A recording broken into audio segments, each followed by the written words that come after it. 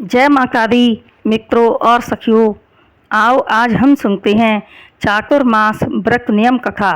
पुराणों के अनुसार चातुर्मास का प्रारंभ आषाढ़ मास शुक्ल पक्ष देवशयनी एकादशी से शुरू होकर कार्तिक मास शुक्ल पक्ष देव उठनी या देव प्रबोधनी एकादशी तक रहता है। इन 4 महीनों हिंदू समाज में शादी विवाह आदि कार्य वर्जित होते हैं। इन 4 महीनों भगवान विष्णु जल के ऊपर योग निद्रा में रहते हैं और देव उठनी एकादशी को उठते हैं।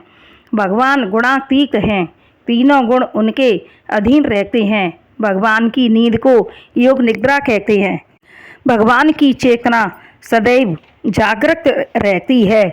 इन दिनों बरसात भी अधिक होती है, इसलिए भ्रमण आदि में भी असुविधा होती है। संत समाज भी किसी एक जगह पर रहकर सत्संग के द्वारा समाज को ज्ञान प्रदान करते हैं। इन दिनों किसी भी जीव की तरफ से किया गया पुण्य कर्म कभी निष्फल नहीं जाता। इन 4 महीनों को चौमासा भी कहते हैं।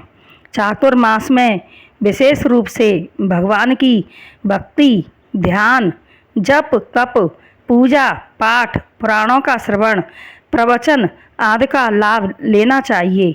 नियम धारण करने वाले प्राणियों को ब्रह्मचर्य से रहना, प्याज, लहसुन, अंडा, मांस, मदिरा आदि का सेवन नहीं करना चाहिए। जो प्राणी चातुर्मास में किसी वस्तु का त्याग करते हैं, वह देव उठनी एकादशी को उस वस्तु का दान करके पुनः प्रयोग करते हैं। कहानी इस प्रकार है। एक बार नारद मुनि के शिष्य वेद व्यास जी ने नारद जी से पूछा कि गुरुदेव, उनको भक्ति कैसे प्राप्त हुई। नारद मुनि ने कहा कि मैं पूर्व जन्म में अपनी माँ के साथ एक ब्राह्मण के गुरुकुल में निवास करता था। एक बार चातुर्मास में बहुत सा साधु समाज, ऋषि मुनि आदि उस आश्रम में आए और वहीं पर 4 महीने रहे। मैं भी वहीं रहता था, इसलिए भगवान के सत्संग और प्रवचन आदि के द्वारा तथा महाप्रसाद के द्वारा मेरी भगवान में रुचि बढ़ी। उन्होंने मेरी सेवा और भक्ति से प्रसन्न होकर अत्यंत गोपनीय ज्ञान दिया, जिसे सुनकर मेरे अंदर भक्ति प्रकट हुई। मैंने भक्ति की और मुझे भगवान के दर्शन प्राप्त हुए और भगवान ने मुझे अपनी भक्ति प्रदान की और इस भक्ति के प्रभाव से मैं ब्रह्मा का मानस पुत्र बना। प्रायः यह सुनने में आता रहता है कि साधु समाज एक जगह पर रहकर सत्संग और प्रवचन करते हैं। इन 4 महीनों में जो मनुष्य मंदिर में झाड़ू लगाते हैं और मंदिर को धोकर साफ करते हैं, उन्हें वैकुंठ की प्राप्ति होती है।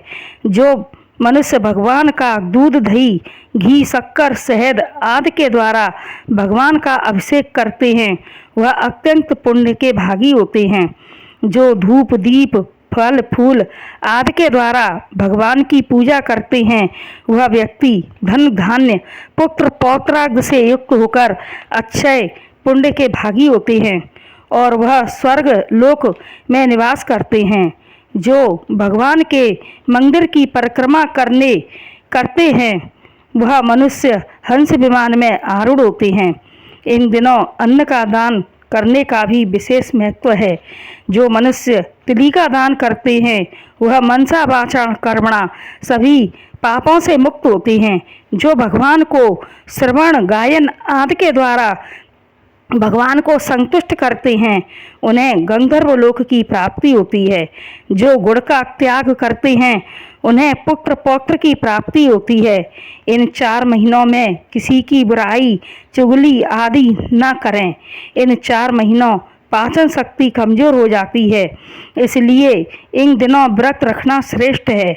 श्रावण में हरे पत्तेदार सब्जी व भाद्रपद मास में दही, अश्विनी अर्थात क्वार मास में दूध व कार्तिक मास में उड़द की दाल का त्याग करना चाहिए।